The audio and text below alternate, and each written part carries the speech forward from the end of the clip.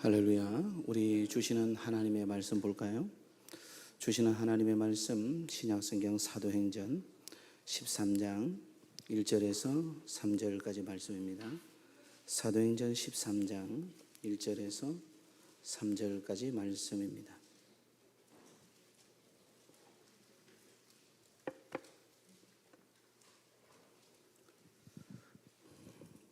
찾으신 줄 알고 봉독해 드리겠습니다. 안디옥 교회의 선지자들과 교사들이 있으니 곧 바나바와 니게르라 하는 시므온과 구레네 사람 루기오와 분봉한 헤롯의 젖동생 마나엔과 및 사울이라. 주를 섬겨 금식할 때에 성령이 이르시되 내가 불러 시키는 일을 위하여 바나바와 사울을 따로 세우라 하시니 다 같이 읽습니다. 이에 금식하며 기도하고 두 사람에게 안수하여 보내니라. 아멘. 하나님께서 귀한 찬양으로 하나님께서 영광을 받으시고 우리 성도님 한 분 한 분의 모든 찬양을 주님께서 예배로 받으신 줄 믿습니다. 할렐루야. 여러분들의 입술의 찬양의 열매가 여러분들의 삶의 복으로 또 응답으로 나타나시기를 주님의 이름으로 축복합니다. 할렐루야. 우리 그리스도인들은 살아계신 하나님의 말씀을 하나님의 음성, 하나님의 명령으로 우리는 듣는 그러한 하나님의 사람들인 줄 믿습니다. 그래서 우리는 늘 성경을 묵상하고 또 성경 말씀을 귀히 여기고 그 말씀 속에서 하나님의 음성을 들으려고 노력을 합니다. 근데 성경 구약을 보거나 또 성경 신약에서 하나님께서 선지자들을 통하여서나 그리고 많은 사도들을 통하여서 서신서들을 통하여서 우리에게 하나님께서 말씀하시는 것은 이 백성들이 눈은 있는데 이 백성들이 귀는 있는데 이 백성들이 마음이라는 것이 있는데 이 백성들이 눈이 있어도 보지 못하고 귀가 있어도 듣지 못하고 마음이 여호와에게서 내게서 멀도다. 하나님께서 어려운 시대에 고난의 시대에 또 고통의 시대에 있는 이스라엘 백성들을 보고 초대교회에 영적으로 하나님 앞에서 순종치 못하는 그 백성들을 보고 육신의 눈도 있고 육신의 귀도 있고 마음도 있는데 그렇게 얘기하신 게 아니에요. 여러분들 영의 눈을 얘기하는 거예요. 영의 귀를 얘기하는 거예요.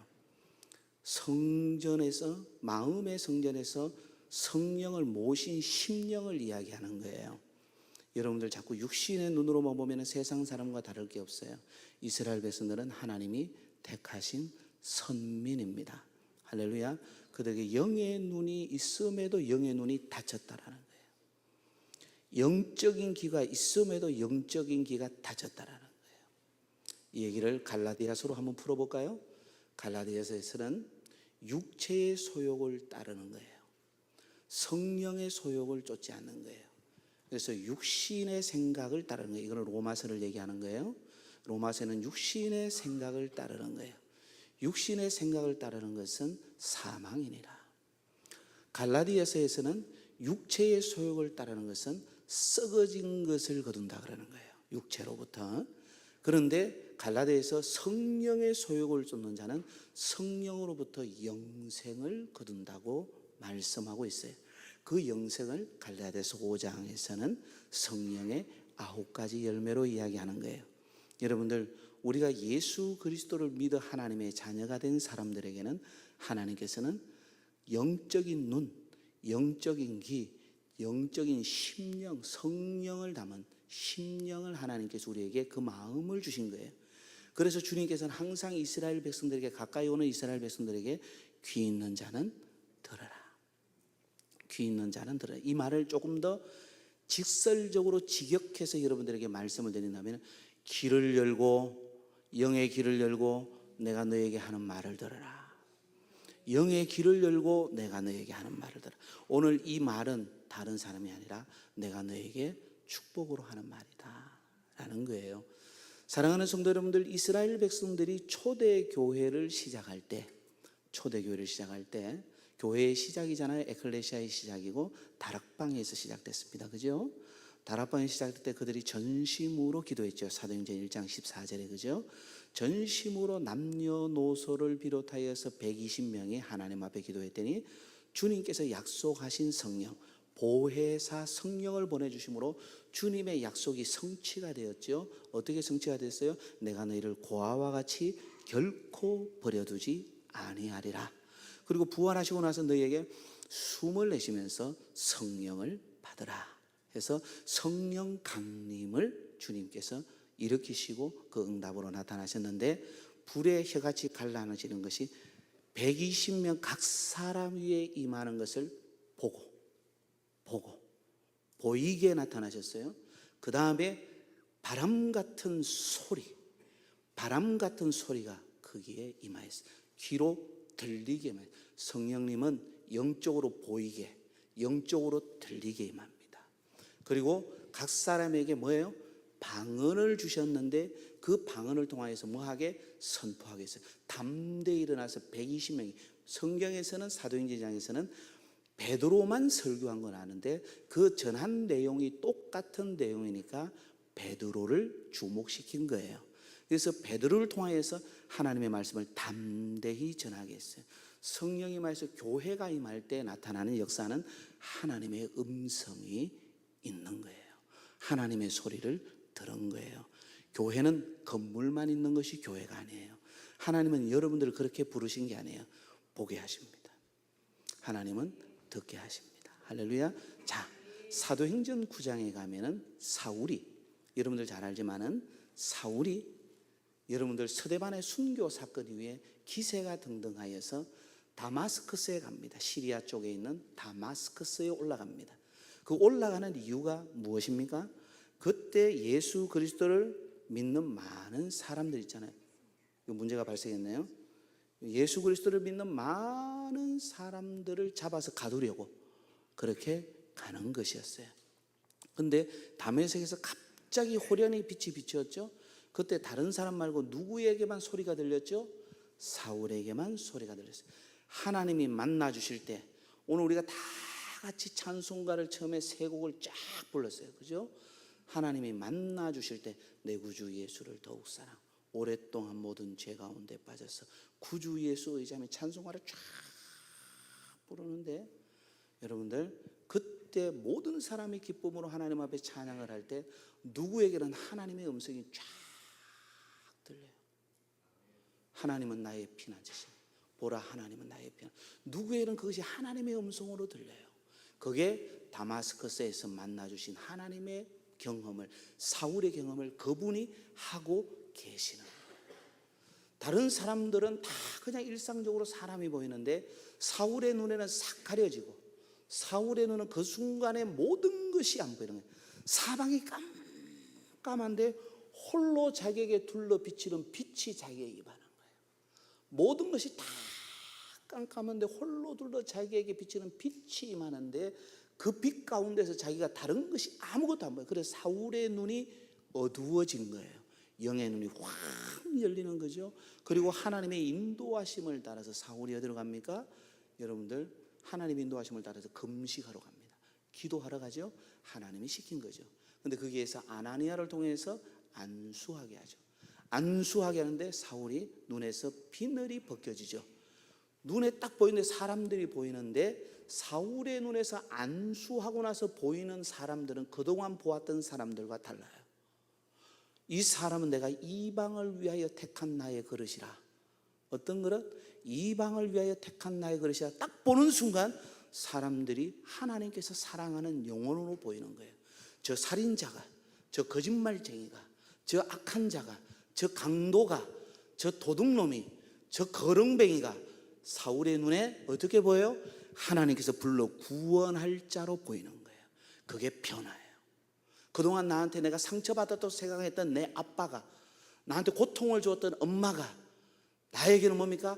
구원할 자로 눈에 비늘이 딱 벗겨지는 순간 다시 눈을 뜨는데, 안수해서 주님이 안수해서 딱 눈에 비늘이 벗겨지는 순간 똑같이 보이는데 똑같이 안 보이는 거예요. 하나님 사랑하시는 성도 여러분들, 여러분들은 하나님의 음성을 듣고 계십니까? 교회의 출발은 하나님의 음성이에요. 여러분들이 주님을 만난 처음 사랑이 있는 분들, 오늘 이 앞에서 서두에서 하는 담임 목사를 통해서 전해주는 이 메시지, 어려운 메시지 아닐 겁니다. 다 이해하실 줄 믿습니다. 그리고 경험하신 줄 믿습니다. 자, 그러면 여러분들 성경으로 돌아가면 왜 안디옥 교회가 선교를 하였을까요? 선교를 시작할 때 안디옥 교회가 계획해서 했을까? 선교하자 마음 모아서 했을까? 안디옥 교회 하나님께서 선교를 하는데 이게 초대교회의 DNA입니다. 초대교회의 DNA. 뭔 얘기인가 하면 초대교회의 유전자가 이런 유전자라는 거예요. 무슨 얘기인가 하면은 초대교회의 선교는 하나님의 선교였어요. 하나님께서 선교의 주체가 됐고 교회는 동력자가 되고 성도는 거기에 헌신하고 순종으로 함께 그 사역에 쓰임받게 된 것이죠. 자, 그러면 여러분 오늘 본문 13장 2절 말씀 우리가 한번 읽어보겠습니다. 시작.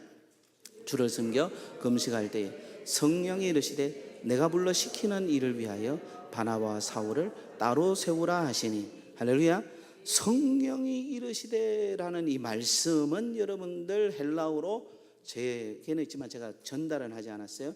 에이펜토 프뉴마라는 뜻입니다. 프뉴마가 영이에요. 성령 토 깨서 에이펜이라는 말이 뭔가 하면은 직역을 하면 이런 뜻입니다. 성령께서 말씀하셨다는 거예요. 베드로 사도가 말한 것도 아니고 바울이 말한 것도 아니고 바나바가 말한 것도 아니고 갑자기 이 안디옥 교회의 성도들이 기도할 때 성령께서 말씀하셨다는 거예요. 안디옥 교회의 선교의 시작은 하나님의 음성입니다. 하나님의 말씀입니다. 그래서 하나님께서 말씀하셨다, 성령께서 말씀하셨다, 에이펜토프뉴마라는 말은 단순히 성도들이 기도하다가 느끼는 감정이 아니에요. 필링이 아니에요. 뭔 얘기인가 하면 성령께서 안디옥 교회에 명령하셨다는 거예요. 성령께서 이 안디옥 교회 성도들에게 말씀하셨다라는 것입니다.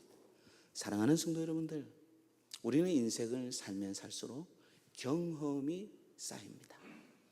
지식도 쌓입니다. 노하우가 생깁니다. 이런 부분들이 켜켜이 우리의 삶에 우리를 지켜주는 좋은 방패가 되기도 합니다. 그렇잖아요. 그래서 실수가 줄어들게 됩니다. 그리고 어떤 판단에 있어서 우리에게 지혜를 주기도 합니다. 분별력을 주기도 합니다. 그런데 이것이 때로는 장벽이 되어서는 안 된다라는 겁니다. 하나님의 음성을 들을 때 장벽이 안 되려면 여러분들의 쌓인 지식, 노하우, 경험, 많은 부분들이 켜켜이 쌓여서 여러분들의 사방을 둘러 진을 치는데 여러분들 위를 닫아버리면 안 됩니다. 옆으로 여러분들을 보호하는 지식이 될 수도 있고 경험이 될 수도 있고 여러분들에게서 노하우 될 수 있지만 여러분들 항상 그렇다 할지라도 그렇게 더 두껍게 쌓는다 할지라도 여러분들에게 권면합니다. 위로는 쌓지 마시기 바랍니다. 하나님과는 열어두시기 바랍니다. 하나님과는 꼭 열어두시기 바랍니다. 그래야지 여러분들이 가지고 있는 지식, 여러분들이 가지고 있는 경험한 그런 노하우, 지혜, 그것이 하나님께서 쓰시는 도구가 될 줄 믿습니다. 아무리 여러분들이 지식이 많아도요, 여러분들이 경험이 많아도요, 지혜가 있고 노하우가 있고 여러분들이 어떤 부분에 전문성이 있다 할지라도 하나님의 음성을 듣지 않는다면, 하나님의 음성을 듣는 것, 하나님의 인도하심, 하나님의 이끄심을 받지 아니하고 여러분들 하나님 앞에 조금 기도하고 내가 생각해서 판단해서 간다면 그것은 하나님의 이끄심이 아니라 하나님은 내가 판단하는 것에 따라와 주세요, 도와주세요 밖에 안 됩니다. 그것은 하나님을 종으로 거느리게 되는 것입니다. 우리는 하나님께서 무슨 말씀을 하는지 주님께서 나를 이끄시면 내가 가겠나이다. 이것이 그리스도인의 삶의 자세입니다. 여러분들 혹시 여러분들 삶 가운데서 하나님의 음성이 들리시기까지 기다려 본 적이 있으신가요? 머물러 보신 적이 있나요? 그리고 중요한 일이지만은 하나님의 음성이 들릴 때까지 일정 기간 기도하고 마음의 확신을 줄 때까지 여러분들 하시던 일들을 멈춘 적이 있나요?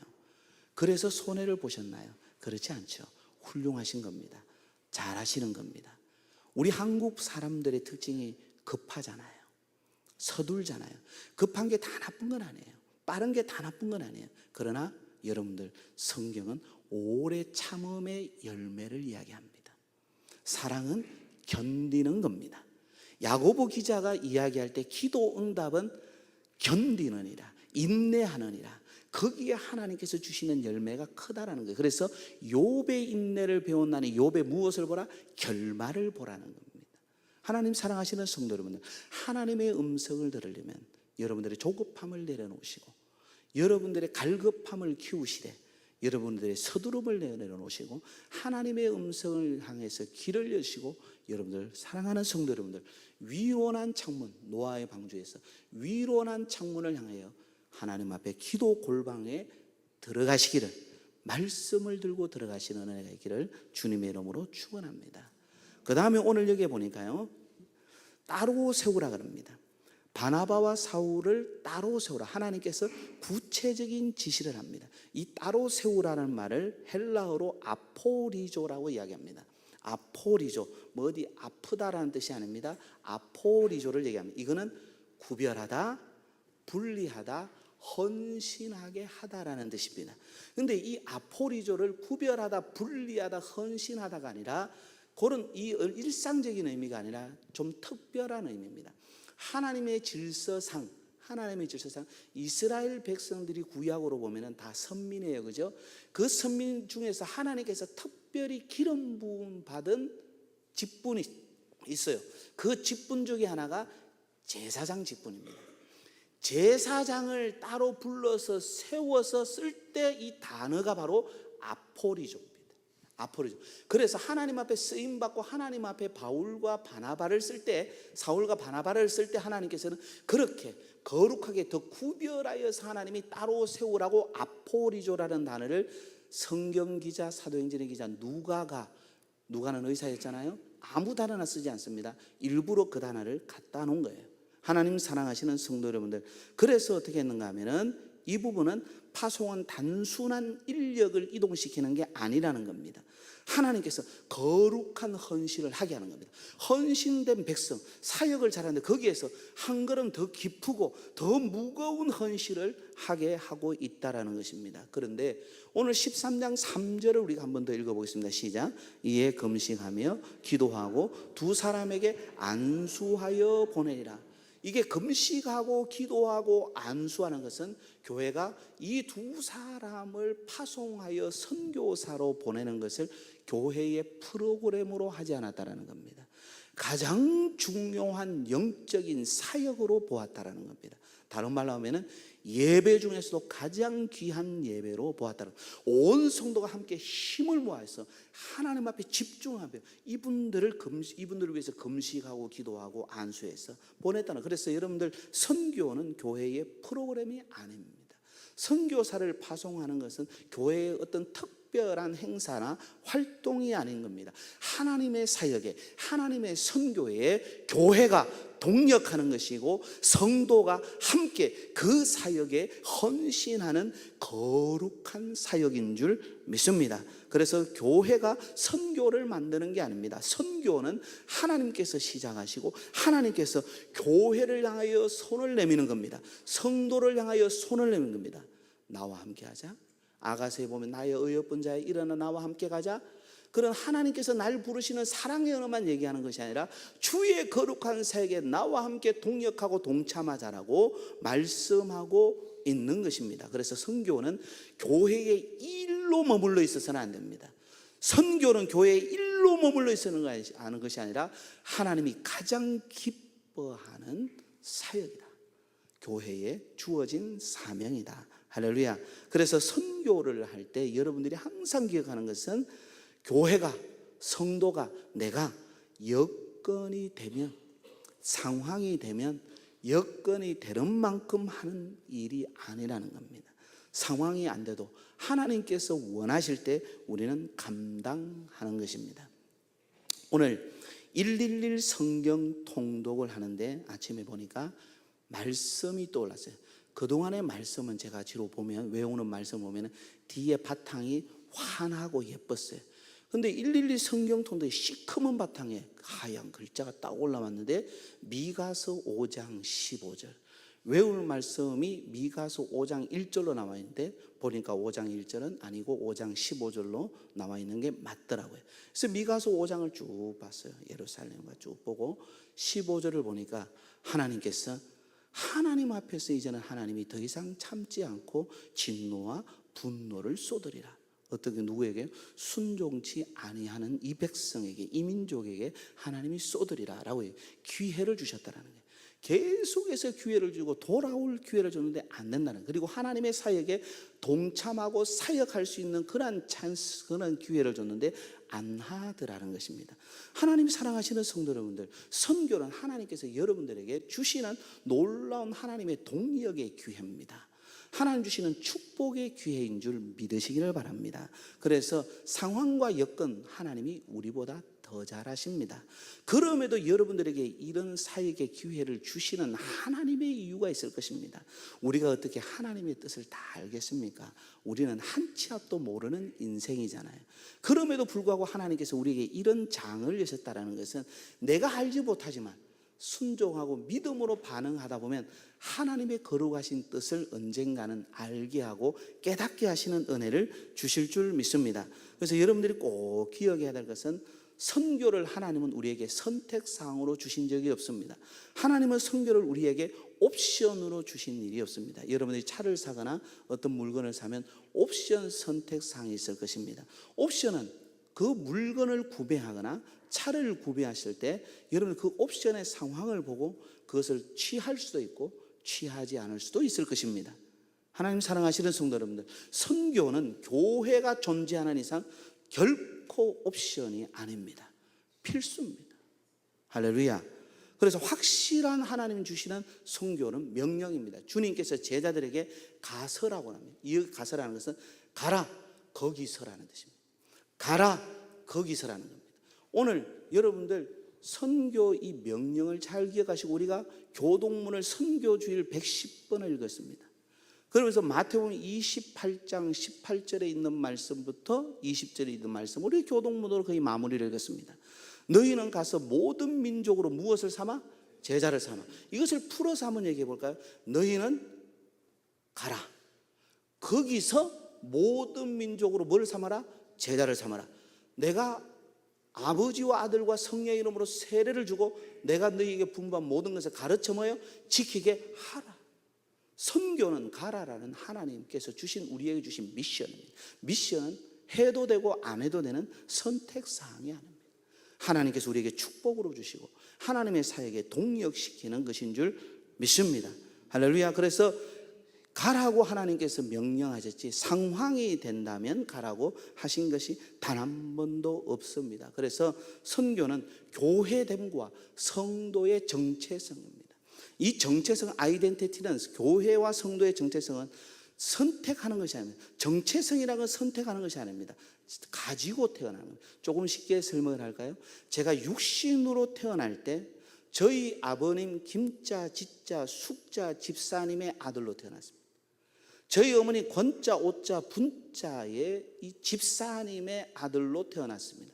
그러면 저의 유전인자는, 저의 정체성은 그 두 분을 담게 되어 있습니다. 근데 여러분들 요한복음 3장에 니고데모에게 주님께서 물과 성령으로 거듭나는 하나님의 자녀에 대해서 이야기했습니다. 우리가 영으로 하나님의 자녀로 거듭나는 순간 육신의 유전인자가 아니라 영의 유전인자, 영의 DNA를 가졌는데 이게 정체성이에요. 예수 그리스도의 정체성을 가지게 되어 있는 것입니다. 할렐루야. 그래서 주님의 마음, 주님의 영, 이것을 가지게 되는 것입니다. 그래서 우리는 주님의 유전인자가 우리에게 있는 거예요. 주님의 정체성이 우리에게 있는 거예요. 주님의 마음이 우리에게 있는 거예요. 할렐루야. 그런 은혜가 우리 사랑하는 명동교회 성도들에게도 동일하게 있는 줄 믿습니다. 그런데 이 파송에는 보냄받는 선교사의 헌신도 필요합니다. 근데 보내는 우리의 사역과 동력도 필요하고 우리들의 헌신도 당연히 필요한 것입니다. 그래서 이런 말이 있습니다. 선교는 값없이 시작되었지만 값없이 계속되지는 않는다라는 말이 있습니다. 사랑하는 성도 여러분, 초대교회 안디옥 교회가 선교사를 최초로 파송할 때 선교사를 보내면서 그들에게 집만 지운 것이 아닙니다. 교회가 함께 기도하고 함께 동역하고 또 선교사에게 동역할 뿐만 아니라 사역을 함께 했고 그리고 그 비용도 감당했습니다. 여러분들 사도 바울이 원래는 선교의 마지막 종착지를 스바나로 정했습니다. 이것이 스페인입니다. 그곳을 바라보고 가려고 했는데 먼저 예루살렘에 갈 일이 있다 그랬습니다. 많은 사람들이 얘기했습니다. 예루살렘에 가면 사로잡힙니다. 거기에서 고난을 당할 겁니다. 이것을 알고도 사도 바울이 가게 됩니다. 사도 바울이 이렇게 가게 되면 가장 중요한 일이 있습니다. 이 얘기는 뭔가 하면은 예루살렘 교회에 뭐를 전하기 위해서? 선교 헌금을 전하기 위해서 가는 거예요. 그것을 기꺼이 전하면서 거기에 자기의 갈 길을 다가고 나의 생명 다하는 일에는 내가 나의 생명을 조금도 귀한 것으로 여기지 않겠노라 라고 이야기를 하는 거예요. 그래서 사도 바울이 예루살렘 교회를 향해서 제일 마지막 자기가 순교당하기 전에 가장 최후의 한 사역이 선교 헌금을 대산울리가 교회나 다른 이웃 교회에서 선교 사역하면서 받은 이 헌금을 잘 전달하는 일이었습니다. 하나님 사랑하시는 성도 여러분들, 선교는요 3가지가 없으면 안 됩니다. 시간이 없으면 안 됩니다. 그리고 헌신 없이는 안 됩니다. 그리고 재정의 후원이 없이는 안 된다는 것입니다. 근데 여기에 3절에 보니까 이런 말씀이 있죠. 이에 금식하고 기도하며 그들에게 안수하여 뭐 한다고요? 보내니라. 3절에 그렇죠. 이에 금식하며 기도하고 두 사람에게 안수하여 보내니라 할 때 이 보내다라는 말이 헬라어로 아포스텔로입니다. 아포스텔로. 이 아포스텔로에서 뭐가 나오는가 하면 영어에 어파슬이 나오는 겁니다. 이 어파슬이라는 단어가 뭔가 하면 사도입니다. 사도입니다. 자, 그러면 사도라는 말이 뭐냐? 보냄을 받은 자라는 뜻입니다. 그래서 헬라어로 아포스텔로는 보내다, 파송하다, 사명을 띠다. 이 부분은 제가 헬라어를 보냈군요. 여러분들 보내다, 파송하다, 사명을 띠다. 그래서 사명을 띠고 보냄 받은 자, 사명을 띠고 파송받은 자가 어파슬이라는 겁니다. 이들이 바로 사도입니다. 그래서 사도로 원로 사역자가 아닙니다. 하나님의 일을 위해서 보냄받은 자를 얘기합니다. 자, 그러면은 교회는 뭐냐? 교회는 세상을 향해서 보냄받은 자예요. 교회는 세상을 향해 보냄받아요. 그러면 교회는 모이는 공동체이기도 해요. 히브리서 여러분들 10장에 있는 것처럼 말세가 되고 그날이 가까우면 올수록 더욱더 모여야 한다는 것이 교회의 아주 중요한 사역이에요. 똘똘똘똘 잘 뭉쳐서 잘 모여야 돼요. 그러나 교회는 뭡니까? 보내는 사명도 잘 감당해야 돼요. 세상 가운데 보내는 거예요. 그래서 여러분들은 다 하나님 앞에 보냄받은 세상 가운데 가정으로 직장으로 세상으로 보냄받은 선교사가 되는 거예요. 아포스텔로가 되는 줄 믿습니다. 할렐루야. 그래서 사실은 원래 이 예배의 마지막 송을 말씀 앞에서 했지만 제 마음은 파송의 노래를 하고 싶은 마음도 있었습니다. 그러나 아직은 파송하는, 세상으로 파송하는 찬양도 중요하지만 하나님 말씀 앞에서 우리의 인생, 우리의 생명을 거는 우리 성도들이 먼저 됐으면 좋겠다 해서 이 찬양으로 간 것입니다. 하나님 사랑하시는 성도 여러분들, 파송이 없는 교회가 어떻게 될까요? 정체됩니다. 파송이 없는 교회는 주저앉습니다. 여기서는 여러분들 단순히 선교사를 파송하는 정도로 이야기하는 게 아닙니다. 내가 오늘 주일을 잘 지키고 세상으로 돌아갈 때 하나님은 나를 파송한다. 직장으로 파송한다. 남편에게로, 아내에게로 파송받는다. 내가 그렇게 생각하고 세상으로 나가야 됩니다. 그래서 나는 세상에 보내지는, 가정에 보내지는, 직장에 보내지는 선교사다. 할렐루야. 따라하시기 바랍니다. 나는 선교사입니다. 할렐루야. 그래서 교회 내부적으로 열심히 모여서 말씀을 듣고 말씀을 배우는 제자가 되시고, 교회 외부적으로 나가서는 그 들은 말씀과 기도와 영성 훈련을 받고 은혜 받은 것으로 사람들에게 복음적 삶을 살아내는 선교사적 삶으로 파송받는 분들이 바로 여러분들이 된 줄 믿습니다. 할렐루야. 그런 은혜가 있기를 주님의 이름으로 축원합니다. 그런데 이 파송은 반드시 헌신이 요구됩니다. 희생이 요구가 되는 것입니다. 파송은 가라는 명령 이전에 하나님 앞에서 주님 나를 보내소서, 주님 나를 보내소서. 성도들은 열심히 하나님 앞에 뭐가 있는가? 주님 필요한 곳에 나를 보내어 주시옵소서. 하나님이 나를 어디에 쓰시렵니까? 내가 그곳에 가서 잘 섬기겠습니다. 주님처럼 예수님을 본받아서 내가 잘 섬기겠습니다. 할렐루야. 그런 은혜가 있을 줄 믿습니다. 자, 오늘 사도행전 13장에서 보낼 때 안디옥 교회가 어떤 희생을, 어떤 대가를 가감하게 지불했는가 보면은 놀랍습니다. 사랑하는 성도님들, 안디옥 교회는 그 교회에서 가장 부흥을 잘 시키고, 그 교회에서 가장 영성이 깊고, 그 교회에서 가장 뛰어난 인재 두 사람을 파송해서 하나님께서 보내라 할 때 그대로 봅니다. 자, 여러분들 보시오. 바울과 바나바는 안디옥에서 잉여 자원이 아닙니다. 안디옥 교회에서 아웃사이더가 아닙니다. 남는 사람이 아닙니다. 탁월한 분입니다. 탁월한 분입니다. 제가 한국교회에서 선교사님으로 파송된 많은 분들을 압니다. 대선배님도 알고 동기들도 알고 후배님들도 압니다. 근데 이분들이 보면은 제가 봤을 때 저보다 훨씬 훌륭하신 분들이 많아요.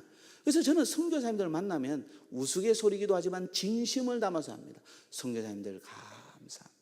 선교사님들이 해외 가서 그렇게 열심히 해주니까 제가 한국교회에서 섬길 자리가 있으니 감사하다고. 그래서 열심히 섬겨서 선교사님들 후원하겠습니다. 고맙다라고 정말 웃으면서 그런 이야기를 합니다. 사랑하는 성도 여러분, 선교사님들 한국교회에서 목회 못해서 가는 게 아닙니다. 한국교회에서 신학이 짧아서 가는 게 아닙니다. 실력과 능력이 탁월하신 분들 많습니다. 물론 한국에서 목회를 하시는 분들 중에서도 훌륭하게 탁월하신 분들 많죠. 여러분들 잘 보세요.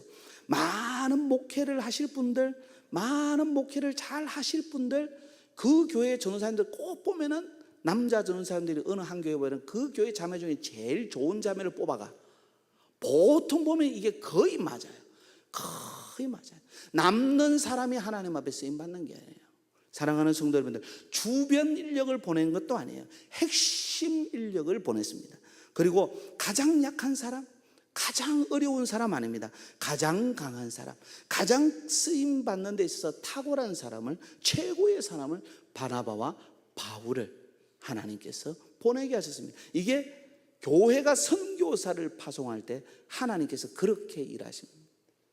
여러분 잘 보시죠. 부흥하는 교회, 하나님 앞에 귀한 축복과 은혜와 복을 경험하는 성도들 보십시오. 그분들은 하나님을 위해서 할 때, 하나님 앞에 드릴 때 최고를 드립니다. 남는 거 안 드립니다. 최고의 시간, 내 인생의 최고의 황금기, 내 인생의 최고의 재능, 내 인생에 하나님 앞에 드릴 수 있는 최선의 헌신과 물질을 하나님 앞에 드립니다. 그런데 잘 보세요. 여러분들 쇠퇴하는 교회, 정체되는 교회, 주저앉는 교회는 하나님 앞에 드릴 때 남는 것들입니다. 성도도 마찬가지입니다. 개인적으로 하나님 앞에 드릴 때 어떤 것을 드리는가? 하나님 앞에 최고를 드리시는, 가장 귀한 것을 드리시는 여러분들 되시기를 주님의 이름으로 축원합니다. 여러분들 믿음은 절대로 감정이 아닙니다. 믿음은 움직임입니다. 이 움직임이라는 것은 하나님 앞에 순종하는 것을 이야기합니다. 믿음은 고백도 아닙니다. 입술로 고백이 아니라 믿음은 순종입니다. 그런데 이 순종할 때 다 시간표가 있다라는 거예요. 다 때가 있다라는 것입니다. 그 시간표가 언제냐? 성령께서 내게 말씀하실 때. 사랑하는 성도 여러분들, 누가 순종을 잘하는가? 누가 순종하지 아니할 때 이거 내가 놓쳤구나 생각하는가? 하나님의 음성을 듣는 사람이에요. 하나님의 음성을 들으셔야 됩니다. 여러분들 순종이 자꾸 지연되면 하나님의 음성이 그 다음에 안 들립니다. 우리가 매번 들을 수는 없습니다. 하나님의 음성은. 그러나 들려질 때가 있습니다. 이 순종이 지연되면 영적인 기회가 사라집니다. 축복의 기회가 사라집니다. 하나님은 우리에게 순종을 요구하시되 하나님이 내가 너를 위해서 일을 하겠다라는 거예요. 내가 너를 도와주겠다라는 겁니다. 제가 지난 금요일 날 말씀드렸지만은 우리나라 유명한 가수들 중에 그리스도인 가수들이 한 9명 정도인가? 김조한 씨를 비롯하여서 에일리 씨, 김태우 씨 뭐 이런 분들이 처음 제가 듣는 찬양인데 시편 12편을 통해서 찬양을 불러요. 그 찬양 제목이 해달라고 합니다. 해달라고. 하나님 보게 하소서. 하나님 듣게 하소서. 그런데 이 찬양을 또 들어보니까 오늘 아침에도 제가 들었거든요. 듣는데 뭔가 하면 주님 도와주소서, 도와주소서, 도와주소서. 이 찬양이 있어요. 한 시간이 꽤 길어요. 그 찬양 듣는데 면도를 다 할 시간이에요. 딱 털어놓고 계속 하거든요. 사랑하는 성도님, 그 해달라고 하나님은 해주시기 전에 우리에게 하시기 위해서, 해달라고 하면 하나님께서 우리에게 하시기 위해서 하나님은 우리에게 뭘 요구하는지 아십니까? 순종을 요구합니다. 하나님의 음성으로. 이걸 꼭 기억하시기 바랍니다. 하나님은 축복이라는 것으로 축복이야, 이게 복이야, 너한테 딱 이렇게 써서 주시지 않습니다. 부담을 주십니다. 거룩한 부담을 주십니다. 여기에 뭡니까? 순종을 줍니다. 하나님이 사랑하시는 귀한 성도 여러분들, 영적 세계에서 타이밍을 잘 잡는 것이 귀의 포착입니다. 하나님 주시는 복을 가져오는 거예요. 그래서 거룩하는 신, 선교의 사역에 동력하는, 현장에 가는 것뿐만 아니라 물질로도 사역하는 건 단순한 기부가 아닙니다. 이 순종함이 하나님 앞에 올려지는 것입니다. 선교로 물질로 헌신하는 것은 하늘 창고에 썩어 없어지는 것이 아니라 하늘에 보물을 쌓아두는 것입니다. 그리고 이 땅에서 하늘을 향해서 심는 것인데, 바로 하나님께서 그 부분에 대해서 어떻게 하는가 하면 바로 심는 대로 거두게 하시는 하늘나라 원리입니다. 사랑하는 성도 여러분, 선교를 많이 했던 국가를 보십시오. 대표적으로 영국과 미국이겠죠. 그 나라가 선교를 계속해서 헌신하고 선교사를 파송하고 훌륭한 인재들이 외국으로 많이 갔습니다. 지금보다 훨씬 어려울 때. 그러면 그 나라가 인재가 안 나와야 될 거 아니에요. 그 나라가 경제적으로 망해야 될 거 아닙니까?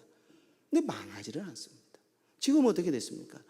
지금 더 훨씬 더 잘 살고 있습니다. 이것은 무엇을 말해줍니까? 우리 성도들이 하나님께서 선교 헌신과 동력과 참여에 하나님께서 기회를 주셔서 그 기회에 여러분들이 기쁘게 동참할 때 하나님께서는 그것을 보시고 하나님이 성도들의 삶을 기쁘게 해 주신다는 것입니다. 지난 작년 말에 재직회 때 여러분들이 함께 보았던 말씀입니다. 갈라디아서 6장 7절에서 9절까지 말씀입니다. 다 같이 읽습니다. 시작. 스스로 속이지 말라. 하나님은 업신여김을 받지 아니하시나니 사람이 무엇으로 심든지 그대로 거두리라. 자기 육체를 위하여 심는 자는 육체로부터 썩어질 것을 거두고 성령을 위하여 심는 자는 성령으로부터 영생을 거두리라. 우리가 선을 행하되 낙심하지 말지니 포기하지 않으면 때가 이름에 거두리라.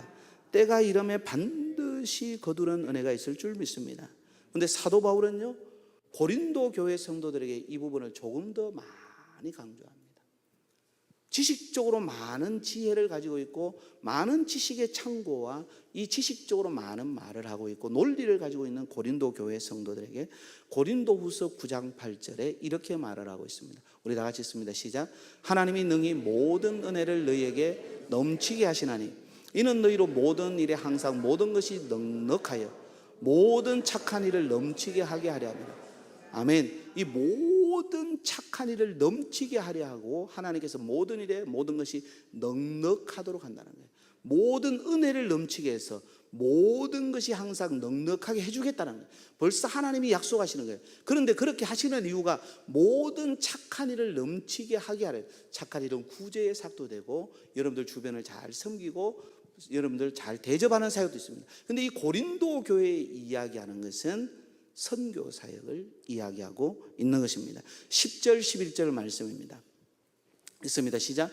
심는 자에게 씨와 먹을 양식을 주시는 이가 너희 심을 것을 주사 풍성하게 하시고 너희 의의 열매를 더하게 하시라니 너희가 모든 일에 넉넉하여 너그럽게 연보를 하면 그들이 우리로 말미암아 하나님께 감사하게 하는 것이라. 할렐루야. 여러분들 씨를 심는 자에게 씹을 씨와 먹을 것을 하나님께서 뭐하게 하신다? 풍성하게 하신다. 사람의 말이 아니에요. 일부러 여기에서 끼워 맞추는 것도 아니에요. 하나님 사랑하시는 성도 여러분들, 여러분들이 하나님 앞에 거두려면 심는 게 있습니다. 시편 126편 바벨론 포로에서 돌아올 때 우리의 기쁨이 넘쳤다 어마어마하게 합니다.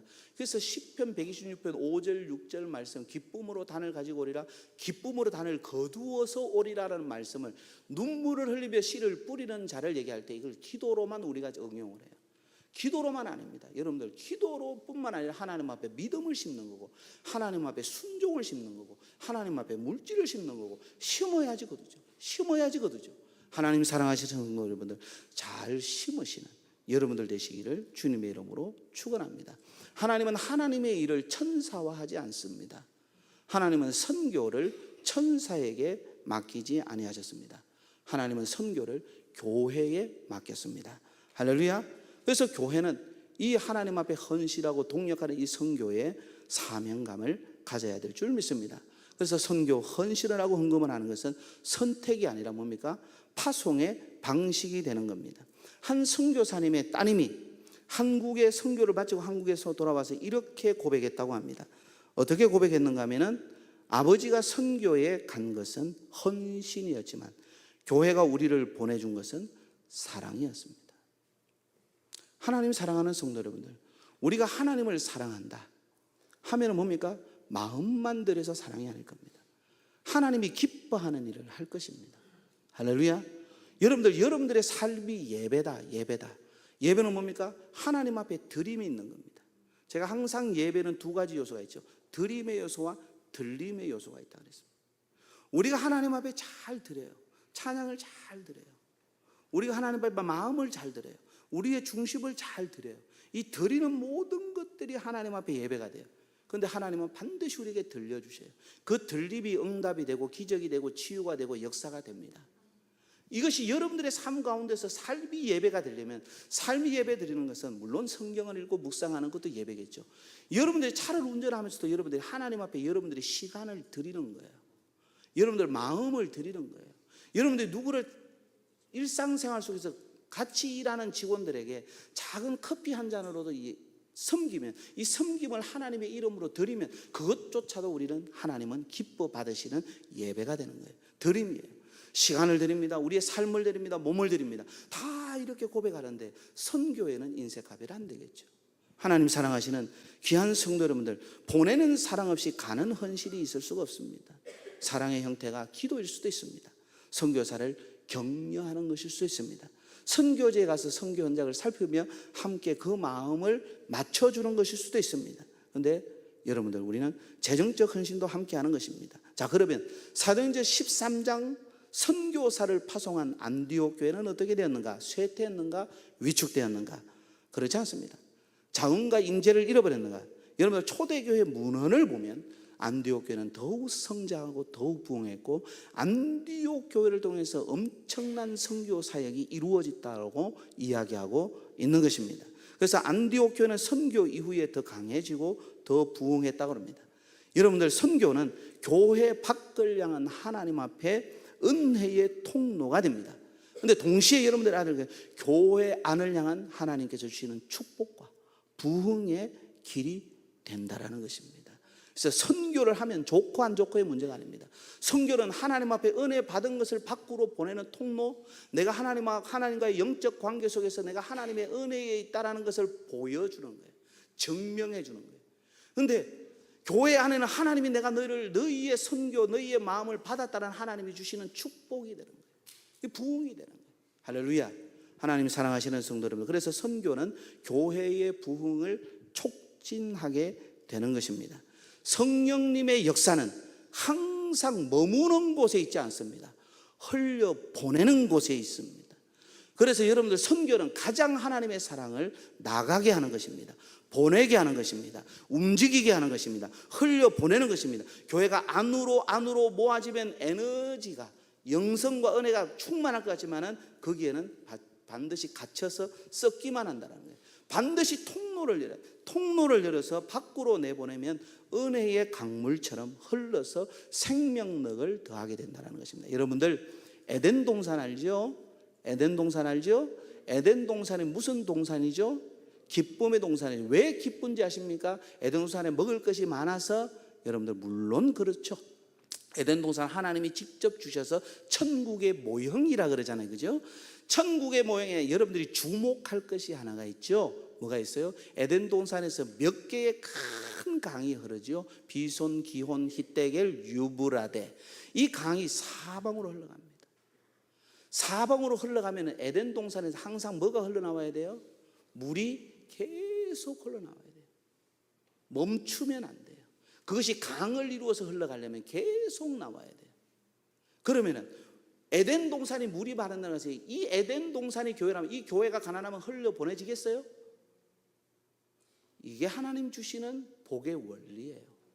여러분들 성경에 보면 제가 어릴 때 많이 듣던 것 중에 하나가 에덴 동산 말고 갈릴리 사해 얘기를 많이 들었어요.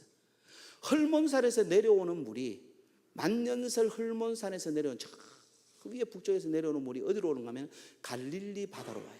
게네사렛 호수로 쫙 모여요. 근데 이 게네사렛 호수 갈릴리 바다는 물이 해수면이 그렇게 보면 지상보다는 낮아서 돌풍이 많이 일어나긴 하지만은 물이 어마어마하게 담수호예요. 어마어마하게 있어요. 그 어마어마하게 있는데 거기에 고기가 모자라는 법이 없어요. 여러분들, 베드로가 고기를 못 잡은 것은 기적이래요. 거기는 고기를 못 잡을 수가 없대요. 갈릴리 호수에서는 고기를 못 잡는 게 기적이래요. 애들도 잡는데요. 거기는 고기가 항상 많대요. 어부들이 거기서 수많은 고기를 가져가는데 다 잡는데요. 왜? 이 갈릴리 호수는 큰 물줄기로 요단강을 통해서 물이 계속 흘러가요. 물을 흘려 보내줍니다.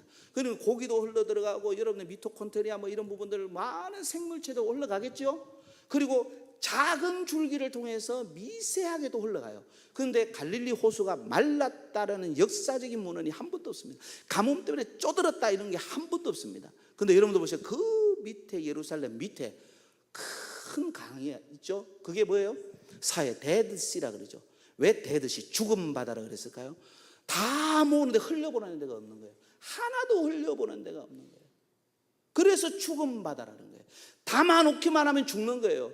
작은 교회지만 우리 교회가 어려웠지만 선교사를 5군데나 파송하는 건 우리에게 복입니다. 많은 물질은 아니지만 그래도 우리가 하나님 앞에 파송하고 기도하는 건 우리 교회에, 여러분들 보세요. 우리 교회 규모에 그게 가능한지. 근데 하나님께서 우리 교회가 뭔데 이렇게 귀한 은혜를 주시는지 몰라요. 저는 너무 미안한 게 많아요. 우리 선교사님들한테. 그런데도 너무 주시는 은혜가 큰 거예요. 성경에 보면 여러분들 물된 동산이라는 단어가 나오는 데가 있어요. 혹시 그게 어딘지 아세요? 어딘지 아세요? 물된 동산이라는 단어가 나오는 데가 있어요. 혹시 아세요? 우리 청년들 아세요? 우리 집사님들 아세요? 이사야서 58장이에요. 여러분들 이사야서 58장은 뭔가 하면은 금식 기도의 장이에요. 하나님 앞에 금식 기도하면은 흉악의 결박이 끊어지고, 할렐루야. 예? 모든 저주가 사라지고, 할렐루야. 그러면서 이 하나님 앞에 하는 이 금식 기도의 능력과 축복을 얘기하는데 거기에 하나님께서 축복하는 내용이 물된 동산이 나오는 거예요. 너희의 삶이, 너희의 가정이 어떻게 되느냐 하면 네가 있는 그곳이 물된 동산과 같이 되리라는 거예요. 놀라운 거예요. 이 말씀이 얼마나 놀라운 말씀 축복인가 하면 물이 되어져 있는 동산에는, 그럼 이 동산은 푸르르고 청청하고 항상 뭡니까? 잎이 마르지 않고 많은 새들이 와 있고 그 동산에 사람이 모이는 거예요.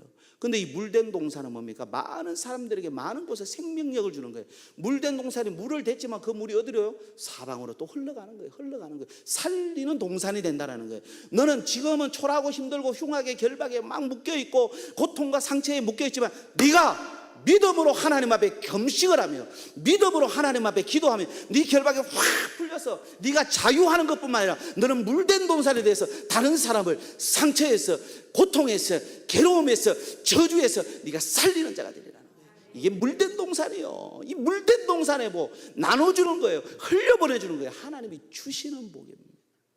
하나님 사랑하시는 성도 여러분들, 그것이 선교예요. 그것이 선교예요. 여러분들 조금도 이 설교를 오해하지 마시기 바랍니다. 여러분들 복음의 운동성은 다른 게 아니에요. 모이게 하고 하나님께서 세우고 흩어지게 하며 확장시키는 겁니다. 모여야 됩니다.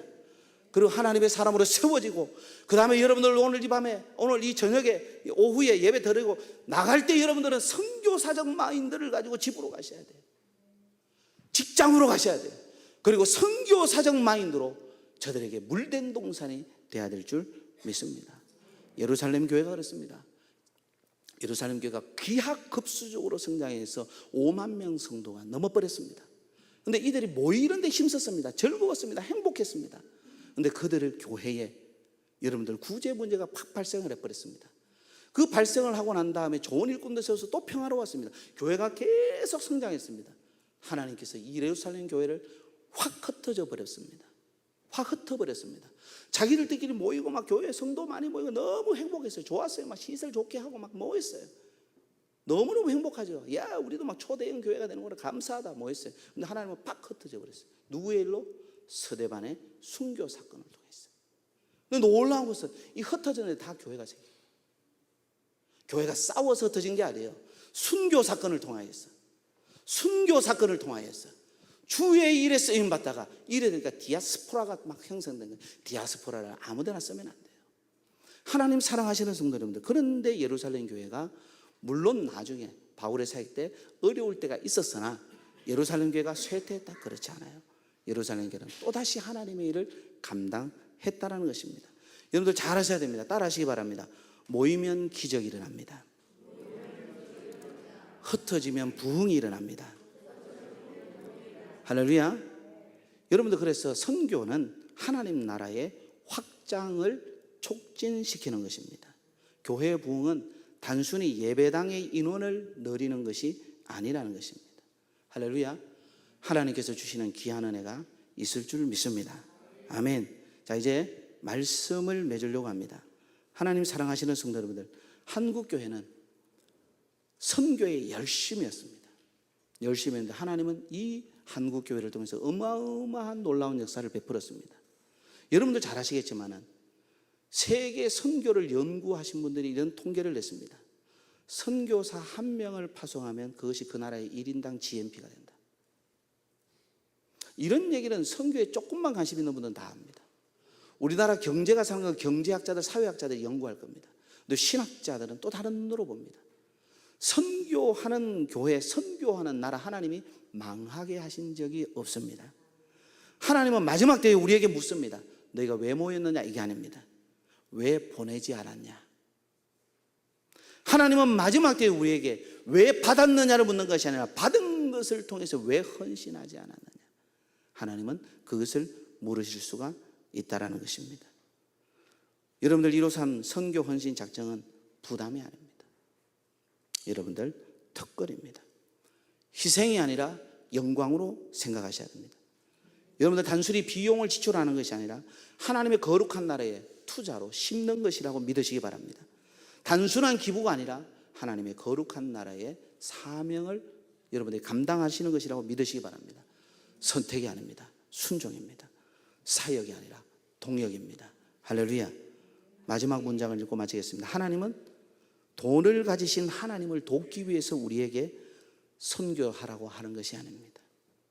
하나님께서 여러분에게 주신 시간과 건강과 물질을 통해서 이 사명 함께 감당하지 않을래? 하나님께서 손을 내미는 겁니다. 동역하시는 그 축복이 여러분들 가운데 있기를 주님의 이름으로 축원합니다. 기도하겠습니다.